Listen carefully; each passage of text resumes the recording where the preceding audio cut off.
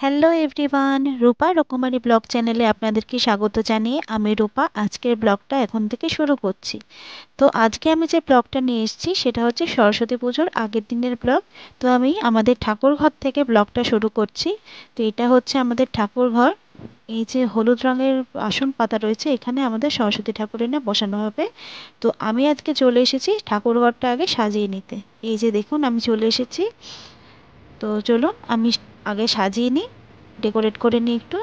তো ডেকোরেট করা জিনিসপত্রগুলো আমি এই যে বের করে নিচ্ছি।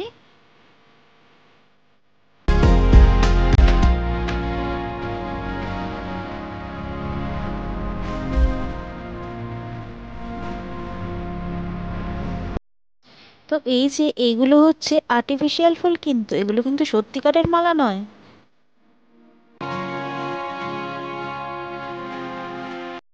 তো এই যে আমি ঠাকুরঘরটা সাজানো শুরু করে দিলাম।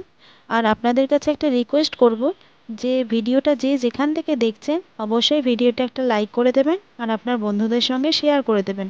আর আরেকটা রিকোয়েস্ট হচ্ছে, প্লিজ ভিডিওটা স্কিপ না করে পুরোটা দেখতে থাকুন, আশা করছি ভালো লাগবে।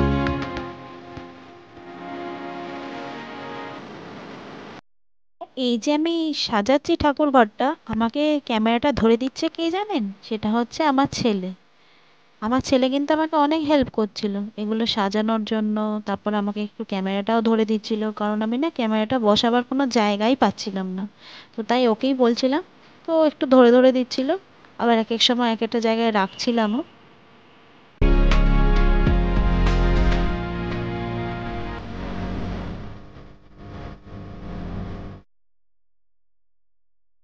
এই পুজোটা যে হচ্ছে সরস্বতী পুজোটা, এটা কিন্তু আমার বাপের বাড়ির পুজো।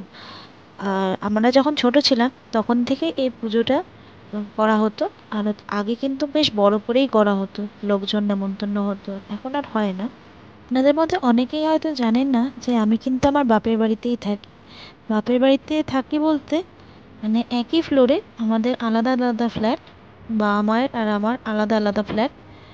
যেহেতু আমার বাবা মা দুজনেই অসুস্থ, সেই কারণে ওদের দেখাশোনার কারণেই আমার এখানে থাকা। আমার তো দাদা বা ভাই কেউ নেই, তো আমাকেই তো দেখতে হবে, বলুন না। আর আমার হাজবেন্ডের ব্যবসাও কিন্তু এইখানেই। এটাও কিন্তু এখানে থাকার আরো একটা কারণ।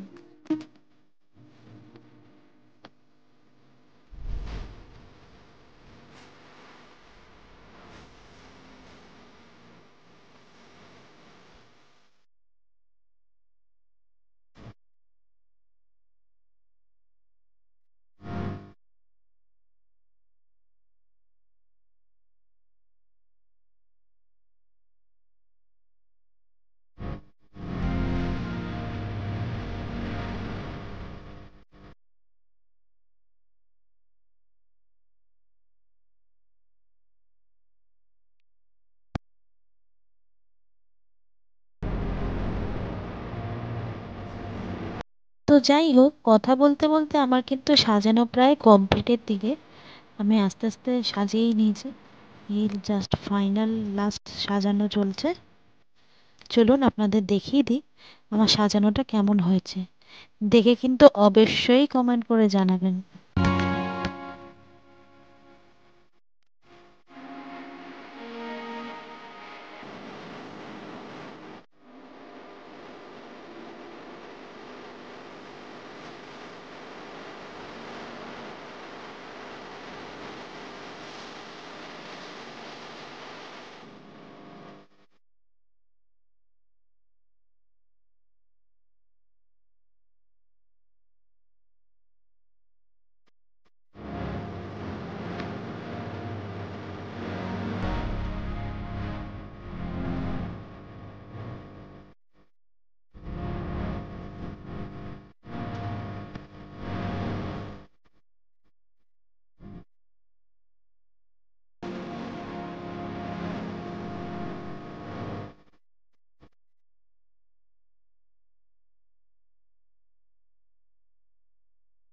এবার আমরা বেরিয়ে পড়লাম ঠাকুর কিনতে যাওয়ার উদ্দেশ্যে।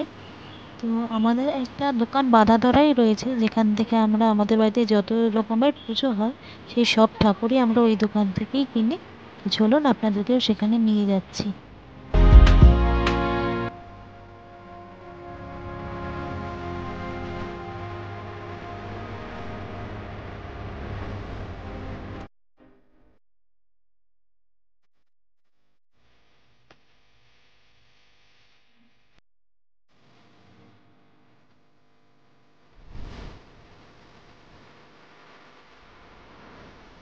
দেখুন এখানে কত সুন্দর সুন্দর মা সরস্বতীর মূর্তি রাখা আছে। আমার তো খুব ভালো লাগছিল, প্রত্যেকটা ঠাকুরই এত সুন্দর, কোনটা ছেড়ে কোনটা নেব বুঝতেই পারছিলাম না। তো অবশেষে একটা কিন্তু পছন্দ করে ফেলেছিলাম।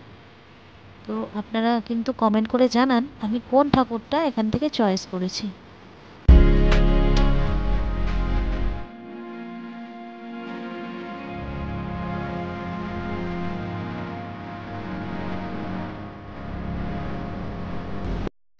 এই যে আমি ঠাকুরটা বাড়িতে নিয়ে চলে এসেছি, এবার যথাস্থানে ঠাকুরটাকে আমি বসিয়ে দেবো। তো ভিডিওটা কেমন লাগলো অবশ্যই কিন্তু জানাবেন। আর খুব তাড়াতাড়ি সরস্বতী পুজোর ব্লগটা আপনাদের সামনে চলে আসবে। তো সেটা দেখার জন্য কিন্তু অবশ্যই আমার চ্যানেলটা সাবস্ক্রাইব করে পাশে থাকবেন। তাহলে আজকের মতন টাটা।